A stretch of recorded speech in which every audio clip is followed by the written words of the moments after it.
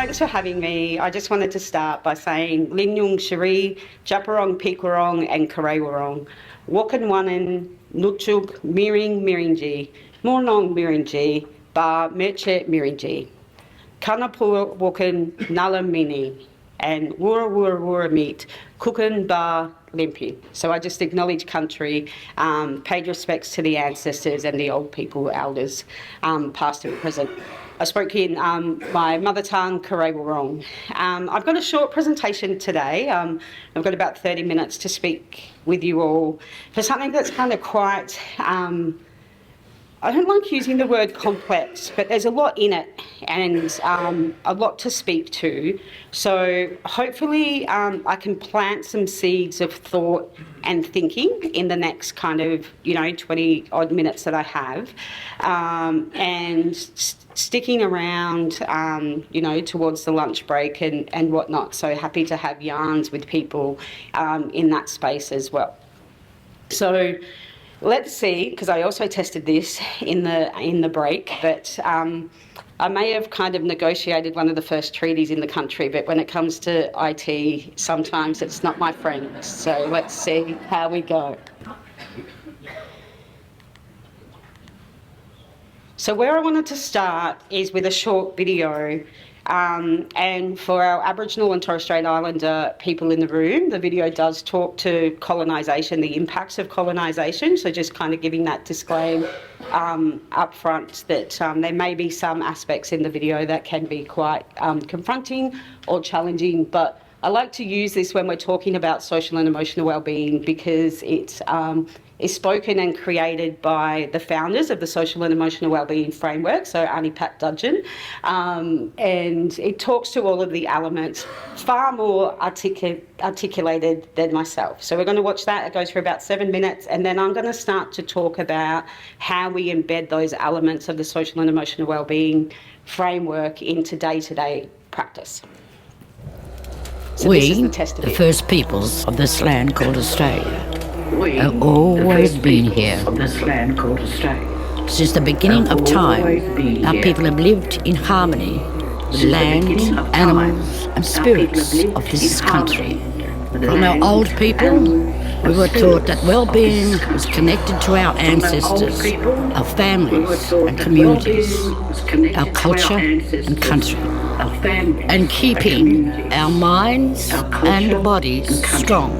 While we had ups and downs like all human beings, for the most part, we were healthy and happy for thousands of years. When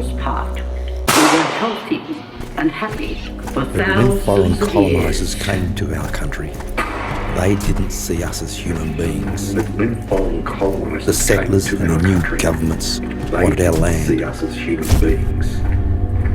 So they forced us off our country, imprisoned our warriors, and tore our families apart. The pain we felt for these experiences was overwhelming.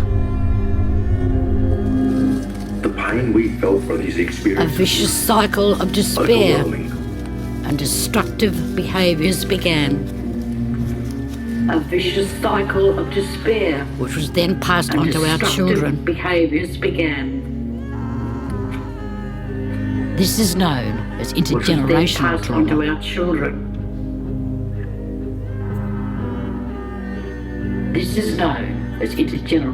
trauma. Long after the early days of frontier violence, Indigenous people continued to be oppressed and discriminated against. The racist beliefs that had led to invasion were now ingrained into everyday structures, in laws, systems and institutions. These systemic issues created some of the lowest levels of health, education and employment outcomes for our people, despite living in one of the richest countries in the world. Yet, in the face of all our suffering, we had survived. We still felt the strength of our ancestors, and we were going to fight to get the same rights as everyone else. Over many years, our campaigning, activism and demands for basic human rights led to many positive changes for our people, showing a better way forward. But for some of us, the path to healing is still a long and difficult one. There are many complex, historical, political, social and cultural determinants unique to First Nation people, which are impacting our health today. Before colonisation, our ancestors had great physical, mental, emotional and social health. Today, we can still look after our social and emotional well-being, just in possibly different ways, by playing sport, eating new types of healthy food, healing through truth-telling and maintaining respect for our elders and kinship systems. Having happy, connected families keeps our spirits strong. You see, for our people, we understand ourselves as communities as well as individuals. In other words, our health is holistic. It takes into account our broader families and environments, well-being, not just our own physical and mental health. That's why having strong First Nation role models who make decisions about and find solutions to the issues that affect our communities is so important. We know better than anyone what our people need to heal. For instance, we know that connecting to our culture nourishes our spirits. This means continuing our ancient traditions of yarning, ceremony, speaking language, and listening to our ancestors. These traditions are guided by the profound spiritual connection we have to this land, to country.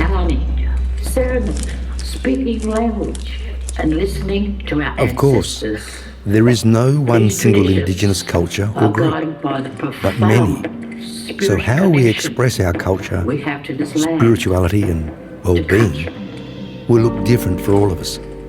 While some people might struggle with particular areas of their health, like their connection to country, they may feel strong in others, like their connection to family and community. Spirituality and well-being will look different for all of us. Yes, First Nations people have survived the worst, but we must remember, we have great strengths and unique skills that we are using to create a better future. The solutions to the trauma and disadvantage that our people still face today can't be fixed by the health sector alone. They require policies and services across all sectors of our society that respect our cultures and understand our history. If we as a nation can better understand Indigenous Australians' holistic and interconnected ways of experiencing social and emotional well-being, our people won't just survive, we will thrive, living in harmony with the world around us, just like our ancestors once did. Indigenous Australians' holistic and interconnected ways of experiencing social and emotional well-being. Our people won't just survive, we will thrive, living in harmony with the world around us, just like our ancestors once did.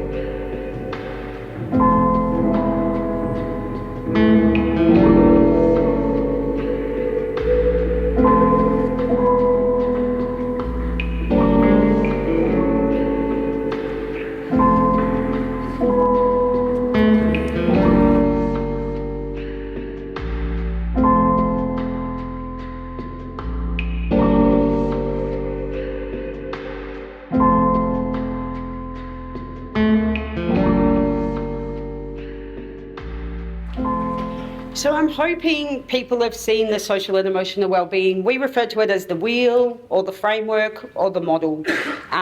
So you would have seen in the video there how it started to unpack the connections. But I just wanted to talk through a couple of the main points of drawing out when I'm yarning about this with people. And the really important part is around that holistic way of how we understand health and well-being. So you would have seen in the video how we move from that really individual notion of health to when our communities are unwell, it's hard to be completely well individually when your communities are unwell. We talk about the importance of connections. So you see ourselves in the centre, and the outer wheel to that is around all the different connections. So when we think about connections to family, connections to body, connections to community, culture, country, spirituality, all influence our health and well-being. And it's those elements and connections that are really critical and a part of what we should be thinking about when we're offering health and well-being solutions to Aboriginal and Torres Strait Islander people. It also includes the physical health, emotional health, and the social circumstances. So when we talk about the social determinants and how they impact. So you see that outer wheel. I wonder if this little bit here, we talk about those determinants historically, the impacts of colonisation politically, when we talk about the fight and struggle still for recognition, land rights, those things, and we talk about that from a political aspect. The ability to be able to access services that meet our cultural needs, so those cultural determinants as well. And I think that when we start to look at that, that outer wheel is experiences and expressions. So how we express ourselves as First Peoples of this country, our experiences as First Peoples of this country are quite diverse. So it's important to think about that as well. And this outer layer, the experiences and expressions, that's a new addition to the wheel. So people who have been operating in the space for a while, you probably would have seen up until these determinants around here, but this new adaptation of the authors of bringing that together and understanding those aspects. So I think how do then we translate this into the AOD sector and the work that we do on a day-to-day basis? And when I think about the AOD sector, and I have to confess, and don't hold this against me, that I don't work in this space on a day-to-day. I sit at a peak service level, so we're supporting our members, so I'm not a service deliverer as such.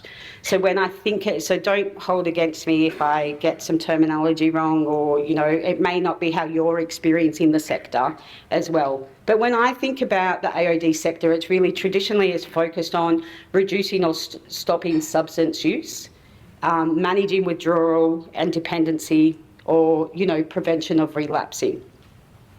And so while these are all really important aspects in supporting people, sometimes it can be too narrow. And when we're working from a holistic point of view, it's definitely too narrow, because the way how we see that is substances very rarely exist. Substance use or abuse, depending on how you want to frame it, rarely exists on its own. It's often linked to trauma, and when we think about intergenerational trauma, specifically for our First Nations people, that disconnection, mental health challenges, and also that social disadvantage. So all of those elements that are kind of coming together in the framework. So this is where we see that SEWB becomes really relevant. And applying SEWB, or social and emotional wellbeing, I refer to it as SEWB, so sorry, I'm using the acronyms, we love an acronym, helps us understand and get to the core of the problem. It's a response to deeper than the issue itself. So, for example, someone may be using alcohol to cope with grief, or drugs to manage trauma or isolation. And if we only treat the substance use, we risk missing the underlying causes, which our framework helps draw those aspects out.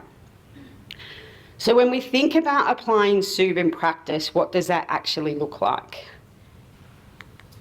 So my first tip is around how do we expand assessment and assessment in criteria. So instead of focusing only on how much someone is using or how often they use, the framework allows us to explore their relationship and support systems, so that connection to family, community, their cultural identity and sense of belonging, their living situations and other social determinants, so whether there's employment, unemployment, education, all of those types of things, but also their experiences of trauma and their connections to community. And so this allows us to give that fuller picture of the person, not just the situation that we're trying to respond to. The next is around building relationships. So a core principle of social and emotional wellbeing is that relationships come before interventions. And those who have been working in the space, like in the First People space, Aboriginal and Torres Strait Islander space, you'll know how important that relational aspect is to the work that is being done. So in practice, what does that mean? It means taking the time to build trust, using informal, respectful communication styles such as yarning, being flexible rather than rigid, and listening without judgment. We often say from a VATCHO perspective, like the importance of cultural safety in that service delivery, but the importance of trust, and without trust, even the best interventions are often unlikely to succeed.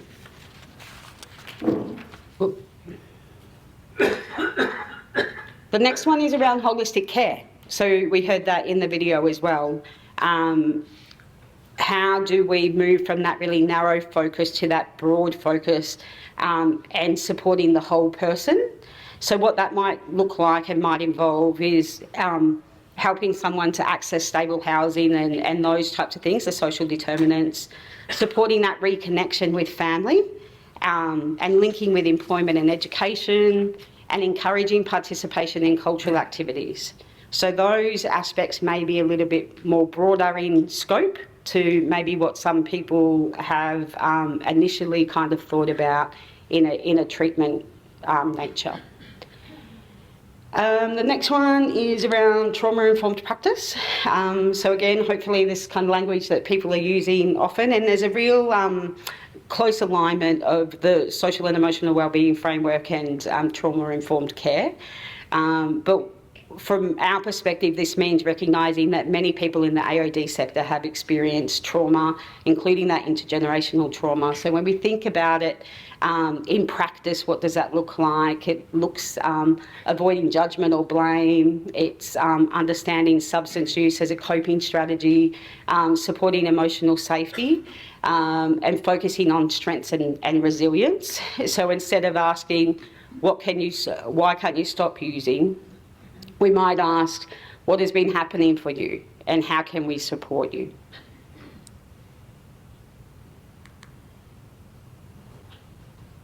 So the next one is around our connections to culture and community. And in all the work that we do, we emphasise the importance of culture as a protective factor and how those connections and sense of belonging really are at the core of us as First Nations people. So when we're thinking about what does that look like from a service perspective, it's looking at who are we partnering with, our Aboriginal community controlled organisations.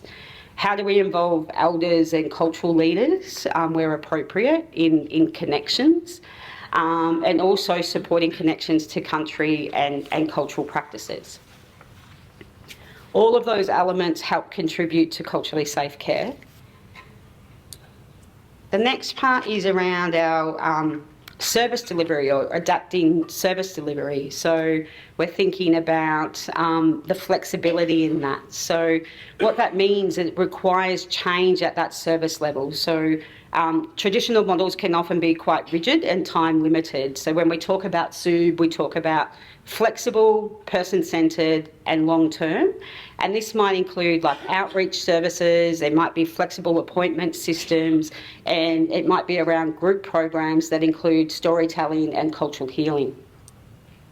The other part that what the SEWB wheel guides us and the SEWB framework is about rethinking success and what that looks like. So it's about changing those measures of are we having an impact and what that looks like. So sometimes that success was defined as abstinence or reducing in substance use, whereas from a SEWB lens, it encourages us to look at Have there been improved relationships? Is there stronger cultural identity? Is there better emotional well-being? Is there increased stability in life? And this is really important because recovery and healing is not just always linear. And I know that people in the room realise that. But also there's some challenges in applying social and emotional wellbeing frameworks, and I just wanted to acknowledge that as well, like the challenges in new ways of thinking and what that looks like. There's time constraints in services, there's funding models that prioritise short-term outcomes, there's limited cultural training for staff, and there's a real risk of tokenism, where cultural elements are just added without really that meaningful change. So I appreciate that and kind of call that out, because sometimes when we have yarns about these things, we do kind of present it in a really simplistic way and hoping for people to really understand that, but notwithstanding that we understand that there are some real challenges within the sector. And so lastly, just some key messages that I want people to take away. At its core, applying the social and emotional wellbeing framework in the AOD sector really requires a shift in thinking.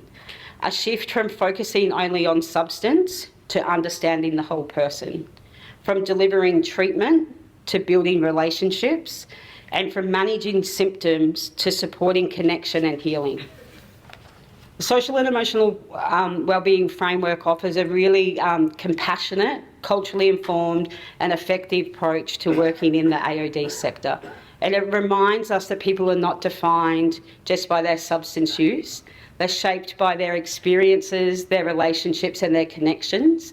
And when we support those connections, those elements are so critical, we can really create the conditions for real lasting recovery and healing. Thank you.